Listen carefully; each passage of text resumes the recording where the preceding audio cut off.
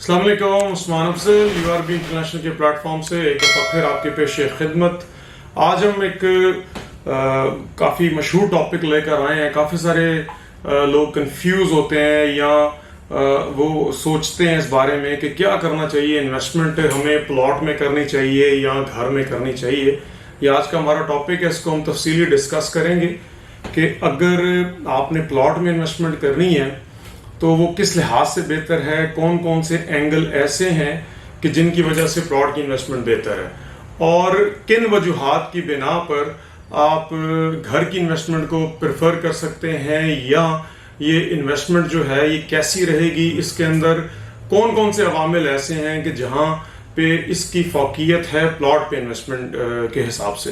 तो इंशाल्लाह इसको तफसीली डिस्कस करते हैं। कुछ पॉइंट्स जो हैं वो मैं आपको बताऊंगा, उनको वन बाय वन डिस्कस करेंगे और एंड में मैं अपना पर्सनल ओपिनियन भी आपको दूंगा कि प्लॉट की इन्वेस्टमेंट बेहतर रहेगी या घर की इन्वेस्टमेंट बेहतर रहेगी।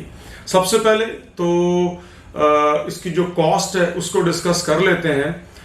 कॉस्ट का जो फैक्टर है ये बड़ा इंपॉर्टेंट है इन्वेस्टमेंट करते हुए, क्योंकि बेसिक जो मकसद होता है कि आपकी इन्वेस्टमेंट कम हो और उस पर जो रेशो है प्रॉफिट की वो आपकी बेहतर हो। इन्वेस्टमेंट वो ही अच्छी होती है कि कम पैसे लगाएं और आप अच्छा प्रॉफिट उसमें से अर्न कर सकें। तो कॉस्ट के वाले से अगर बात करें, अगर मिसाल के तौर पर 5 मरला को आप एक बेंचमार्क सेट करें तो किसी भी मुनासिब या अच्छी सोसाइटी के अंदर 5 मरला के जो प्लॉट का रेट होता है वो तकरीबन 60 लाख से लेकर 80 लाख रुपए के दरमियान होता है। ये वेरिएबल है, डिपेंड करता है लोकेशन के हिसाब से। लेकिन अगर आप 5 मरला घर की बात करते हैं तो वो तकरीबन 1,50,00,000 से स्टार्ट होता है और 2 करोड़ रुपए तक चला जाता है। तो पहला पॉइंट तो ये आएगा यहाँ पे कि प्लॉट की इन्वेस्टमेंट में लागत कम होती है जबकि घर की इन्वेस्टमेंट में लागत आपकी ज्यादा आती है।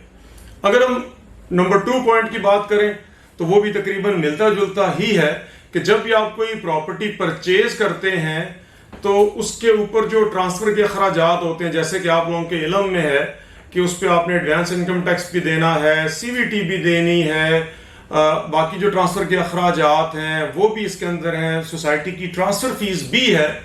तो घर की ट्रांसफर फी और उस पर ओवरऑल जो ट्रांसफर कराने के अखराजात होते हैं वो आपके ज्यादा होते हैं, जबकि प्लॉट के ऊपर आपके अखराजात कम आते हैं।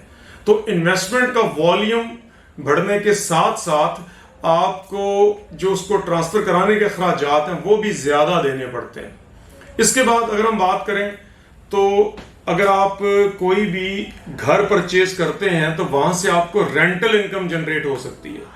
चाहे आपने अपनी रिहाइश के लिए लिया है तब भी आपको वो किराया बच रहा है कि अगर आप किसी और जगह पे किराए पे रह रहे होते तो आपको सपोजली, जैसे मैंने आपसे अर्ज किया कि 5 मरला को आज हम मौजूद बहस बनाएंगे ताकि मैं अपनी जो चीजें हैं जो मैं आपको बताना चाह रहा हूं उसको मिसाल के तौर पर मैं इस्तेमाल कर सकें कि 5 मरला का जो रेंट है वो नॉर्मली तकरीबन 55 से 60 हजार रुपया चल रहा है। तो अगर आप घर परचेज करते हैं तो आप रेंटल इनकम जनरेट कर सकते हैं और अगर आप रिहाइश इख्तियार कर रहे हैं तो तकरीबन 55 से 60 हजार रुपया आपका हर महीने बच रहा होता है। लेकिन प्लॉट से आपको कोई रेंटल इनकम जनरेट नहीं होती, खासतौर पे वो हजरात कि जो रेंट खाना चाहते हैं, वो अपार्टमेंट्स को, या बड़ी तादाद ऐसी भी है जो घरों को तरजीह देती है कि वहां से आपको कोई ना कोई रेंटल इनकम जनरेट होती है।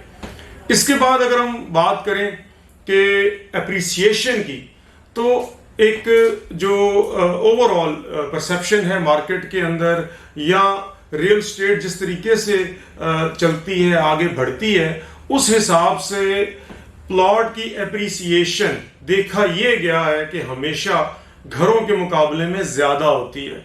उसके पीछे जो मेनली वजह है वो ये भी है कि जो कंस्ट्रक्टेड प्रॉपर्टी है वो हर बंदे की जरूरत नहीं है। कुछ हजरात ऐसे भी हैं कि जो प्लॉट लेकर अपनी मर्जी के मुताबिक घर बनाना चाहते हैं, अपनी तबीयत के मुताबिक। तो एप्रिसिएशन जो है वो प्लॉट की कम, प्लॉट की ज्यादा और घरों की कम होती है।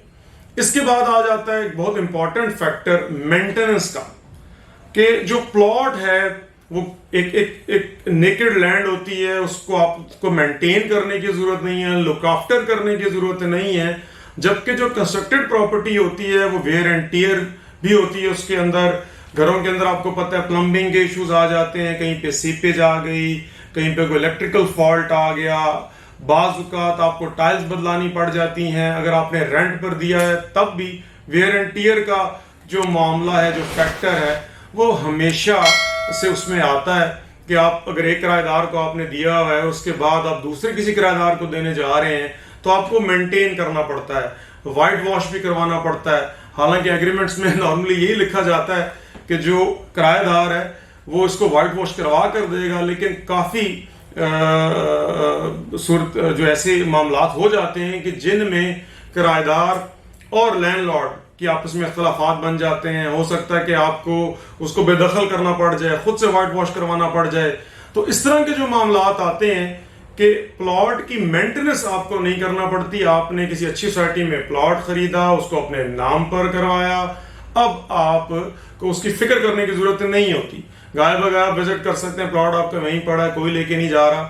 لیکن گھر کا معاملہ قدرے مختلف ہے، اس کو آپ کو مینٹین کرنا پڑتا ہے، اس کی ویئر اینڈ ٹیئر ہوتی رہتی ہے جیسے جیسے ٹائم گزرتا ہے. اس کے بعد اگر میں ڈسکس کروں تو ڈیپریسیشن کا جو پوائنٹ ہے وہ بڑا امپورٹنٹ ہے یہاں پہ، کہ جیسے جیسے جو دیکھا گیا ہے وہ یہ ہے کہ جیسے جیسے ٹائم گزرتا ہے گھر کی ویلیو ڈیپریشیٹ ہوتی ہے. کیوں؟ کہ جو کنسٹرکشن کی انڈسٹری ہے، بلڈنگ کی انڈسٹری ہے، اس میں نئی ڈیزائننگ آتی ہے، ماڈرن ڈیزائن آتے ہیں، ایک ڈفرینٹ جو ہے یہ پوری انڈسٹری ایک رخ اختیار کر چکی ہے.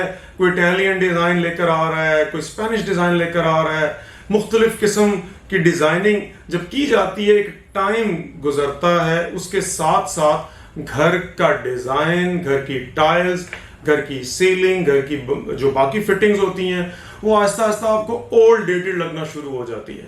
تو ڈیپریسیشن آتی ہے گھروں میں. جتنا ٹائم گزرتا ہے گھر میں، اس کی پرائس میں، اس کی فٹنگز میں، اوور آل اس کی لک میں ڈیپریسیشن آتی ہے. جبکہ پلاٹ میں ایسا نہیں ہوتا. آپ نے پلاٹ پرچیز کر لی کیونکہ وہ تو اوپن لینڈ ہے، اس پہ ایسا کوئی پراپرٹی کنسٹرکٹ تو ہوئی نہیں ہے. آپ آج پلاٹ لیں، 10 سال بعد گھر بنائیں، جو 10 سال بعد جو ڈیزائننگ چل رہی ہوگی اس کے حساب سے آپ اس کو بنا سکتے ہیں. تو یہ بڑا امپورٹنٹ فیکٹر ہے، خاص طور پہ جب آپ گھر لیتے ہیں، پلاٹ لیتے ہیں. تو ڈیپریسیشن ایک ایسی چیز ہے کہ جو گھروں میں لازمی ہوتی ہے. اس کے بعد اگر ہم بات کریں کہ آپ کی جو کاسٹ کٹنگ ہے یا جو آپ پیسے بچا سکتے ہیں، یہ بھی بڑا امپورٹنٹ فیکٹر ہے. وہ یہ ہے کہ ہر بندے کی جو گھر ہے کنسٹرکٹڈ پراپرٹی وہ ضرورت نہیں ہے. کافی سارے کلائنٹس ایسے بھی ہیں کہ جو یہ چاہتے ہیں کہ وہ پلاٹ پرچیز کریں، چاہے انہوں نے اس پہ گھر بنانا ہے اپنی ضرورت کے لیے، اپنی رہائش کے لیے، یا انہوں نے اس کو رینٹ آؤٹ کرنا ہے. تو خیر اس کو رینٹ آؤٹ کرنے کا تو میں مشورہ نہیں دوں گا کہ آپ ایک پراپرٹی کو، برانڈ نیو پراپرٹی کو رینٹ آؤٹ کریں. تو بہتر آپشن تو یہی ہے کہ اگر کوئی بندہ پلاٹ لے رہا ہے اور اس کو وہ اپنی ضرورت طبیعت کے مطابق کنسٹرکٹ کر رہا ہے تو اس صورت میں اس کا پیسہ بچتا ہے. کیونکہ اگر بلڈر کا بنایا ہوا گھر پرچیز کریں گے آپ تو ڈیفینیٹلی بلڈر نے 6 ماہ سے لے کر 1 سال تک اپنی سروسز دی ہیں، مختلف قسم کے لوگوں سے ڈیل کیا ہوا ہے، مٹیریل بھی پرچیز کیا، تقریباً 30 سے 40 افراد کے ساتھ اس کی ڈیلنگ بھی رہی، تو اس نے سروسز وہاں پہ دی ہوتی ہیں. تو آبویسلی وہ اپنا کوئی نہ کوئی مارجن گھر میں ضرور رکھتا ہے. تو اس صورت میں آپ کو جو کنسٹرکٹڈ پراپرٹی ہے وہ ذرا مہنگی پڑتی ہے. تو کچھ حضرات اس چیز کو ترجیح دیتے ہیں کہ وہ خود سے پلاٹ پرچیز کریں گے، اس پہ کنسٹرکشن کریں گے، اپنا ٹائم سپینڈ کریں گے، وہاں پہ مختلف لوگوں کے ساتھ مختلف طریقوں سے ڈیل کریں گے، جس سے ان کے پیسے بھی بچیں گے اور ان کا گھر بھی تیار ہو جائے گا.